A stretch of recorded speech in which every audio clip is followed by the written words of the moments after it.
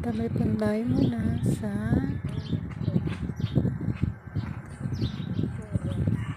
labas sa sobrang init. Dito muna tayo sa ilalim ng puno ng sinigwalas. Ay, bukon. Ito sa Chelsea.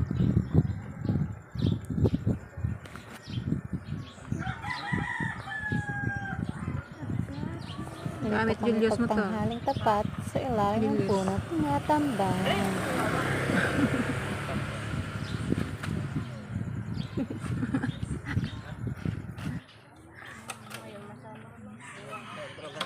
Isang oras sa Julius.